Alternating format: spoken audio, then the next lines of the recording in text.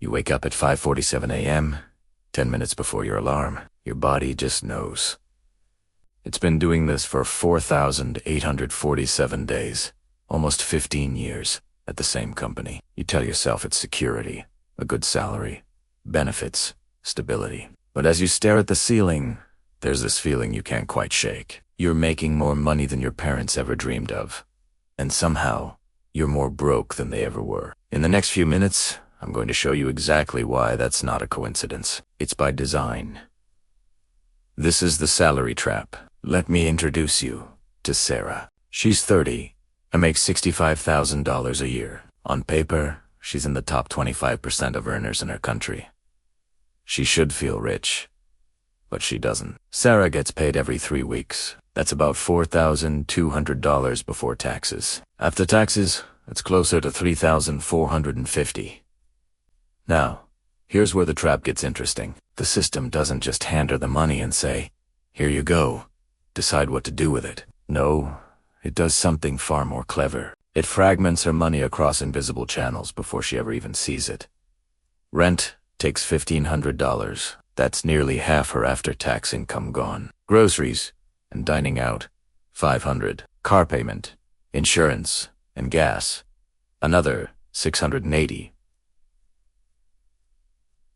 Phone, internet, subscriptions, $140. Utilities, $170. By the time Sarah actually sees her paycheck's implications, she has already spent over $2,900 of her $3,450. She has a little over $500 left for an entire 3 weeks. But here's the psychological genius of it. Sarah doesn't experience this as deprivation. She has a nice apartment. She drives a decent car. She has a phone. She's successful. The system gives you just enough comfort to stop you from asking the most important question. Why are UNT building wealth? This is the salary trap's first weapon. The illusion of prosperity through fragmentation. When money comes in as a lump sum, but leaves in dozens of tiny pieces. Your brain never fully grasps that you're just treading water. You have a lifestyle, not wealth. Now, let's talk about what actually keeps you stuck. This is where it gets darker. The entire system is designed to keep you dependent on that next paycheck.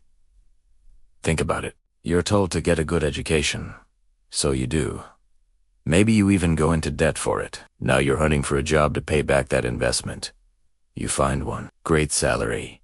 Maybe $70,000. But the moment you accept that job, something happens. Your lifestyle automatically inflates to match your new income. Economists call this lifestyle inflation, but I call it the system's second trap. You get the job at $70,000, and suddenly you can afford a nicer apartment.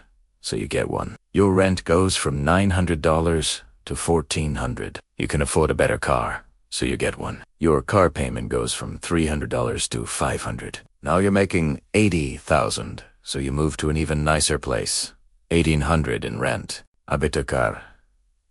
A $700 payment. Maybe you take a vacation you wouldn't have considered before. Each salary increase feels like freedom, but each one actually tightens the noose. Here's why.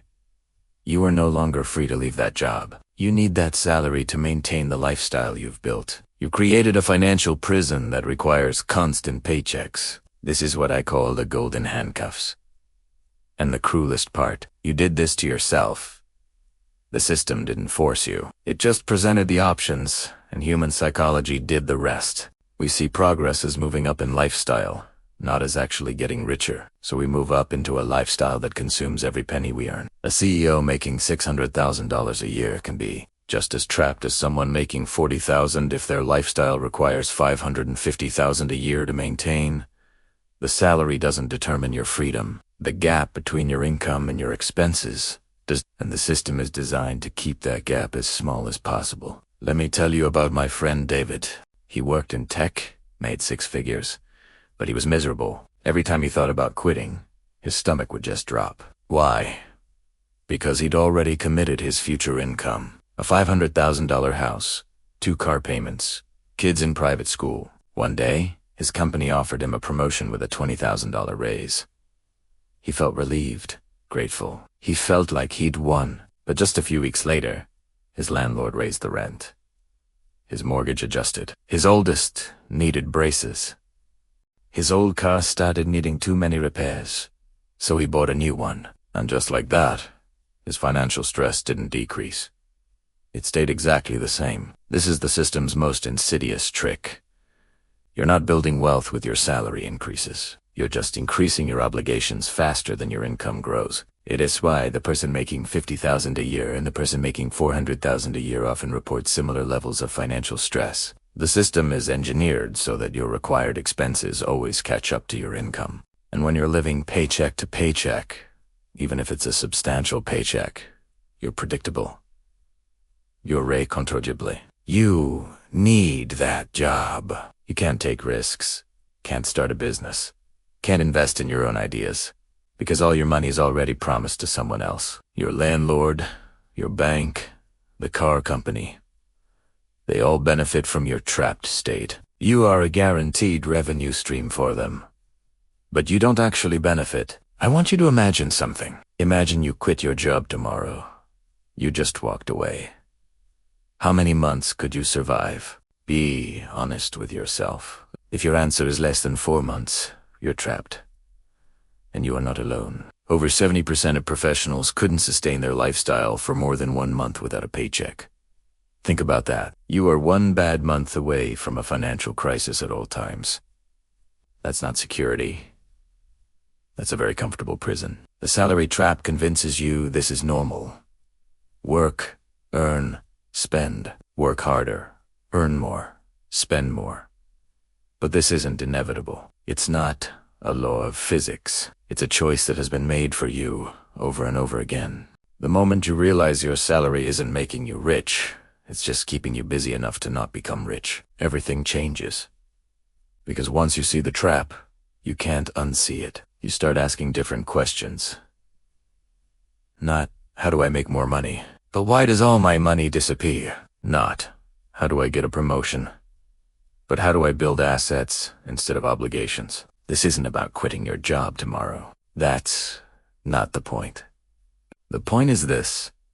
Awareness changes behavior. Once you understand the trap is a system, not a law of nature, you can start to dismantle it. First, stop confusing income with wealth. A $250,000 salary is income. $60,000 in savings and investments is wealth. One is temporary, the other is permanent. Second, attack the gap.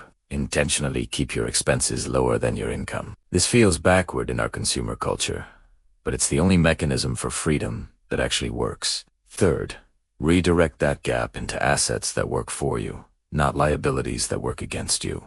And most importantly, build